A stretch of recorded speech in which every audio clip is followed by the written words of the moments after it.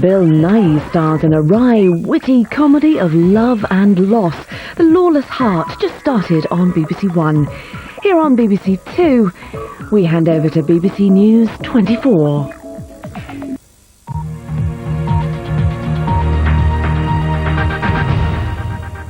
Being carried out with the knowledge of the Syrian intelligence system.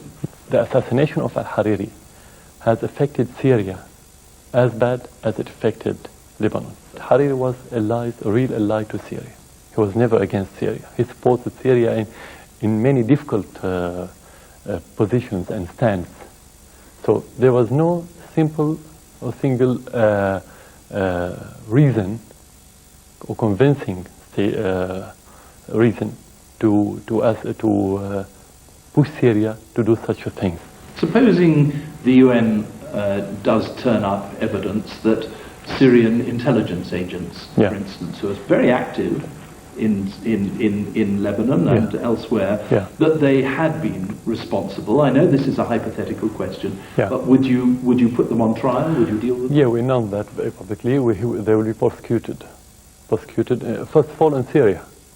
Now the question is it going to be an international tribunal or where? This is another question. It's too early to answer, but so far in our law, whoever proved to be complicit in such atrocity, he's considered as a traitor. Traitor in our laws should be punished by very severe punishments. But forgive me, is it possible that the president wouldn't know what the security people of his country was doing? This means you presume that somebody of our intelligence participated in that. No, we were not convinced about that. It's what the United Nations reports. No, if usually, of course, from our knowledge, no one of the Syrians is involved in it, whether it's in the state or outside, doesn't work in the state or intelligence or whatever, any apparatus in our state. Syria is a difficult country for outsiders to understand. It's a very closed society. Forgive me for asking this, but are you really the man in charge, or does somebody tell you what to do? Yeah, of course, no one of them is true, because I know what you mean. I'm in charge, of course, legally, but some in the West, they used to say that he's not in control. Somebody else is controlling him. At the same time, they say he's a dictator. And I answered many times, if I'm a dictator, I should be very strong.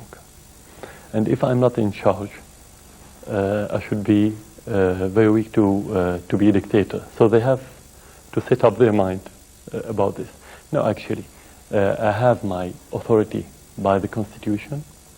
I'm fully in charge according to this authorities that I have, but you have to keep consulting the widest possible number of people regarding anything. But when you took over in 2000, people talked about the Damascus Spring. Things were going to change. It was going to be possible for people to speak openly. There was going to be forms of democracy here that hadn't been shown before. Well, some of those things, a few of them have happened, but for the most part, Syria is still just as controlled as it was under your father, isn't it? We didn't say that reform means to lose control, first of all. Of course, it has to be under control. We need strong states. We never thought about weak state in Syria, and it's never part of our reform, and we never talked about it in Syria. For us, reform is to have prosperity. Prosperity has more than one field: political, economic, cultural, social, whatever. But you have priorities.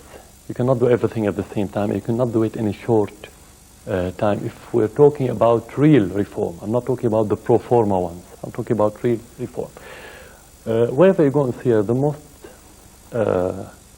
difficult problem that the people suffer from is the economic situation. We are a poor country. We're not a rich country. Wherever I go as official, I meet people, the first thing they talk about their wages, about having job, about having good school for their children, having medical service, all the basic things. Sometimes they miss, not sometimes, they miss most of the time, or in most of the regions. But it is your intention Yeah. to open up Yeah. Syrian society. Of course, this is our interest, and this is our goal. And I've got one last question to ask you. You, for much of your career, you were an ophthalmic surgeon Yeah. in London, part of it in London. Hmm. Now you're the president of a country which many people fear and some people think is a ferocious dictatorship. Yeah. What does it feel like to move from examining, healing people's eyes Yeah. to being in charge of a country like Syria? If you're a dictator, the people should hate you. Don't believe that people like dictators. So I think if you want to have the real answer, you'd better ask the Syrians, and they will tell you. How can you be a dictator and at the same time, like your question, that I'm not in charge? This is the contradiction. Which would you prefer, though, to be an ophthalmic surgeon or to be president of Syria? Actually, that depends on how much people you can help, or how much good work you can do for the national interest. I enjoyed being an ophthalmologist, definitely, but now I think whatever decision I can make is going to be to have broader effect on my country. Thank you very much indeed. Thank you for Very coming. good.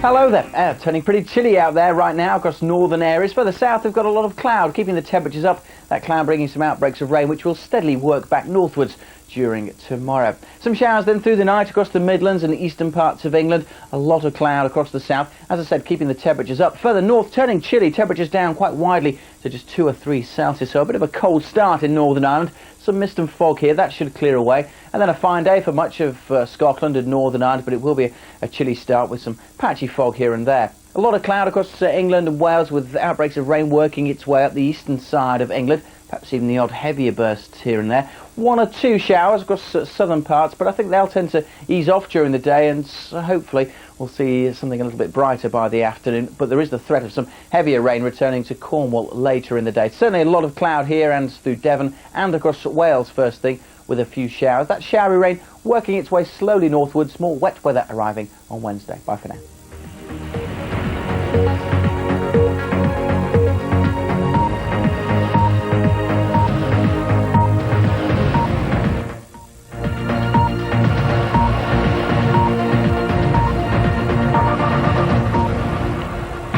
International condemnation as North Korea tests its first nuclear weapon. States condemns this provocative act. Once again, North Korea has defied the will of the international community, and the international community will respond. Crisis measures to deal with prison overcrowding, police cells and army barracks are brought into use. The snooker player Paul Hunter dies of cancer at the age of 27. The billion-dollar deal, internet giant Google snaps up the video-sharing website YouTube.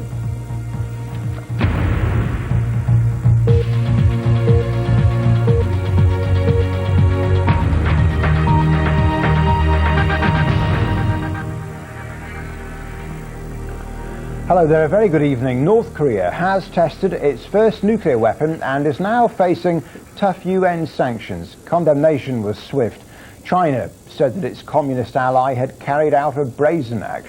Japan said it was unpardonable. And the Americans said it was a threat to peace and stability. Well, sanctions could include a wide-ranging trade ban. The underground explosion took place in the early hours of the morning at a range in the northeast. North Korea says its people would be greatly encouraged by the test. First tonight, Charles Scanlon reports from Seoul on the world's new nuclear dictatorship. The announcer on state television said it was cause for celebration.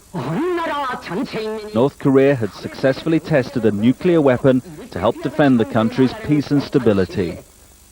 The test was conducted underground in the mountainous north of the country, less than 100 miles from the Chinese border. This is a recent satellite photo of the suspected test site. South Korean intelligence believes it took place deep in a tunnel, buried inside a mountain. Some initial reports said the blast was less powerful than the Hiroshima bomb, measuring at 3.5 on the Richter scale, the size of a small earthquake. In New York, the North Korean ambassador was unapologetic. I'm very much proud of our scientists and researchers who have conducted such a very, very successful nuclear underground test. But here in South Korea, there was immediate alarm. Japan's new Prime Minister Shinzo Abe, visiting Seoul, said the region was entering a dangerous nuclear age. A North Korea with nuclear weapons and ballistic missiles constitutes a grave threat to the world, not only to the countries in Northeast Asia. But are the North Koreans capable of delivering a nuclear weapon? Experts doubt they can make a warhead small enough for their arsenal of ballistic missiles. But North Korea has been testing medium and long-range rockets. Some may eventually be capable of travelling up to 4,000 miles. So why did North Korea do this now? The regime says it's responding to growing hostility from the United States. The North pulled out of negotiations last year after the US imposed financial sanctions. The reclusive Kim Jong-il, known to North Koreans as the Dear Leader, is famously unpredictable and eccentric. But his long-term strategy appears clear enough: the survival of his regime in an increasingly hostile world. So what will happen now? The South Korean military was ordered onto a higher state of alert after this morning's nuclear test. Tensions could escalate if North Korea feels it's being pushed into a corner. The only country with real influence is China. It described the test as a brazen act, but Beijing has propped up the regime and fears collapse even more than having a nuclear-armed neighbour. North Korea defied its friends as well as its enemies by going ahead with this nuclear test. It's apparently untroubled by the threat of more sanctions from the UN Security Council. It appears to have calculated that China, at least, has too much to lose to turn against its neighbour and old communist ally. Charles Scanlon, BBC News, Seoul. Well, reaction from the international community has been hard-hitting. At the United Nations, America has proposed tough sanctions against North Korea, and they include a wide-ranging trade ban. Well, from Washington, Justin Webb reports on that condemnation. Outside the White House today began perfectly. The tourists enjoying sunshine, clear skies, a gorgeous late summer day. Inside, though, winter had arrived, a nuclear winter, as Bush advisors broke it to the president that North Korea had carried out its threat. The United States condemns this provocative act. Once again, North Korea has defied the will of the international community, and the international community will respond. Before today, there were already 8 members of the world's nuclear club. The big powers would have liked it to stay that way, but now it seems there is a 9th, a new kid on the block, ready to break any rules at any time. For President Bush personally, this is a mark of failure. On a famous occasion years ago, Mr. Bush signaled his willingness to confront dictatorships and bring them into line. North Korea is a regime arming with missiles and weapons of mass destruction while starving its citizens. States like these and their terrorist allies constitute an axis of evil, arming to threaten the peace of the world. Congress cheered that day, but one of the Axis powers is now a nuclear player, and America's only consolation is the international response voiced at the UN. The entire discussion, in which all 15 council members participated, took only 30 minutes. And that's remarkable in the Security Council, as some of you may know, to have a unanimous condemnation of the North Korean test. No one defended it. No one even came close to defending it. Among the most supportive voices, that of Britain. The world is united in condemnation.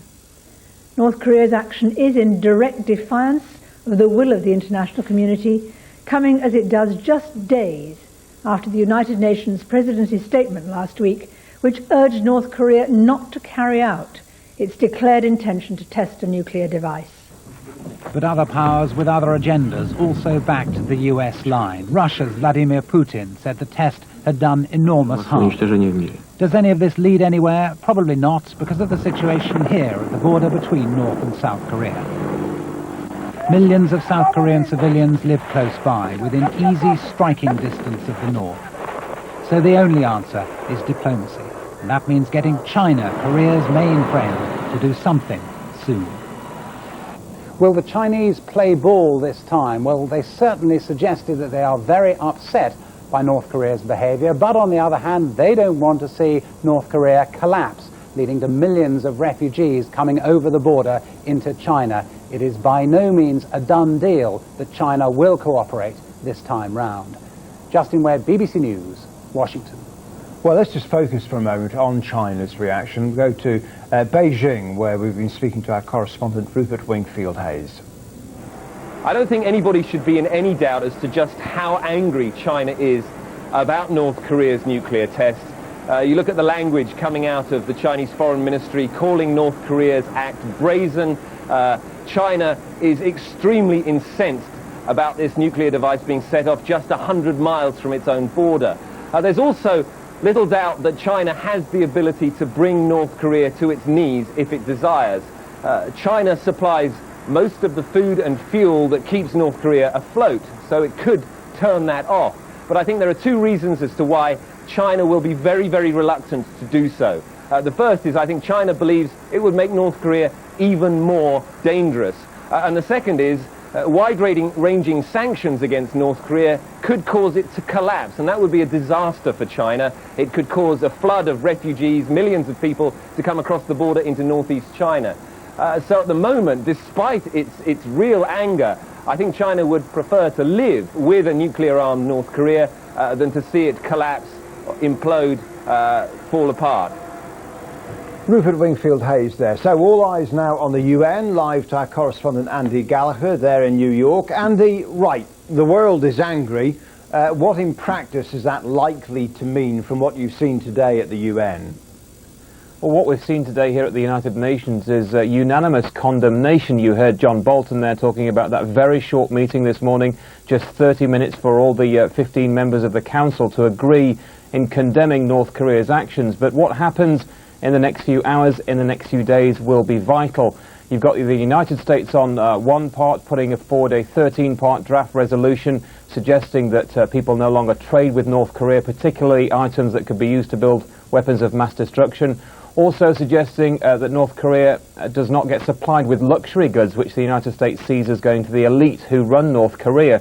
But whether you're going to get the Chinese and the Russian members of the Security Council to agree with things like that remains to be seen. At the moment, Security Council members are meeting here at the moment, and the 5 permanent members will be back again in the morning to discuss the situation further. Yes, I mean, Rupert was talking about the reaction in Beijing. I mean, how is the Chinese camp coming across in New York at the UN?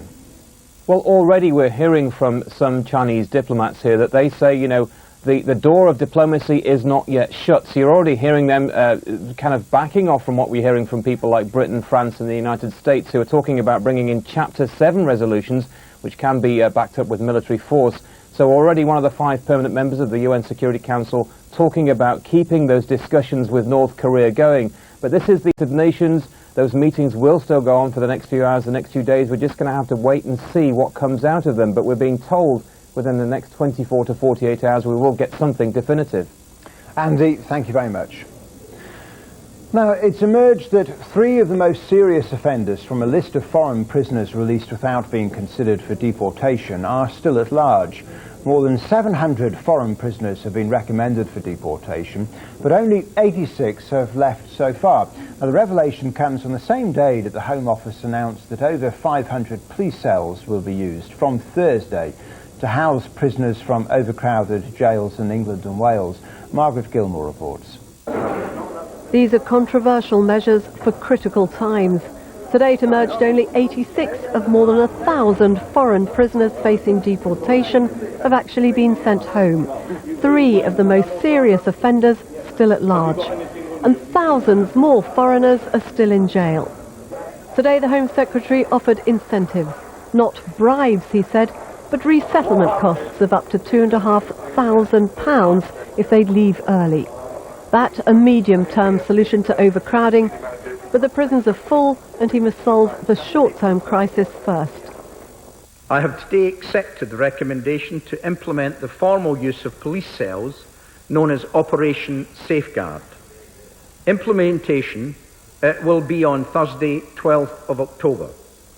The use of Safeguard is not ideal, but it is tried and it is tested. So, from Thursday, prisoners will be held in cells in police stations at a nightly cost of some £385. 240 inmates at first, rising to more than 500. Police will accept male remand prisoners, but don't plan to take women, serious offenders, or people with mental health problems. Let me just take a quick check for you. Thank you. These are the people who must make it work. Right, it seems we've got 6 free cells for the time. 6, oh that's excellent. Hilary Banks is in charge of Operation Safeguard. Despite grave concerns from the Police Federation, she says it won't divert police from fighting crime. One of the things that we'll be doing is using officers on overtime and police staff. So they wouldn't normally be on duty, so we're not taking officers off the streets. Housing prisoners in police cells like this is part of a short-term solution. The Home Secretary must make tough decisions if he's to solve this crisis long-term. He will build new jails, but the key is also to reduce reoffending, and that means a much greater focus on rehab schemes to wean criminals off crime. Tonight, as officers in Northants and 18 other forces prepare the cells, the Home Secretary's been accused of panic and of doing too little too late. Frankly, there is no excuse for the catastrophe facing the country today. In the last 5 years, the government have had warning after warning that they were going to run out of cells. New prison places are planned in a former army barracks and a disused hospital. For the next few months till they come online will be critical. Margaret Gilmore, BBC News, Northampton. 2 brothers from Peckham in South London have each been sentenced to 8 years youth detention for the manslaughter of Damilola Taylor. Damilola's father, Richard, questioned whether the sentence handed to Danny and Ricky Preddy would deter other young people from violence. The US-based internet company Google has bought the video sharing site YouTube for £884 million. The price makes YouTube the most expensive acquisition in Google's 8-year history. Metropolitan Police have released photographs of a man who's had every bone in his face broken during a vicious assault. The victim, who is 39, has not been named. He was assaulted last Tuesday in Middlesex. His attacker, a man of Asian appearance, jumped on his face with both feet after beating him to the ground during a street argument. Now, a full picture of the health of everyone in England has been made available for the first time. Simply entering a local council name into a new government website will reveal unprecedented detail from the level of obesity to the average life expectancy in that area. Our Home Editor Mark Easton has been given a first look at the details. We're living longer, but just how long? What quality of life will we have? And what will kill us? Well, now, for the first time, the official answers for England. Let's take life expectancy. For long life, go south of the Wash. For the most part, down here in the green areas, men can expect to live to their late 70s, women into their early 80s. But for a belt of England across the north and other areas in the northeast, parts of the West Midlands and the most southeasterly parts of the country down there, people die younger. The difference can be as much as 10 years. Why? Well, look at smoking. It couldn't be clearer. The further north you go, the more people smoke. Worst up here, best in the south, except as you can see for London. And if we look at obesity, another clear picture. The fattest men in England live in Yorkshire. For women, it's the West Midlands. Interestingly, London, despite all that inner city deprivation, does not have an obesity problem. A chart reveals how we compare with the rest of Europe. There's gone too far, but I can tell you that Italy, France, Germany, they're much higher than we are. UK, right at the bottom. We are officially the fattest country in Europe. What we're facing is the possibility of the first cut in life expectancy for 2 centuries, and that will be due to the rising epidemic of obesity.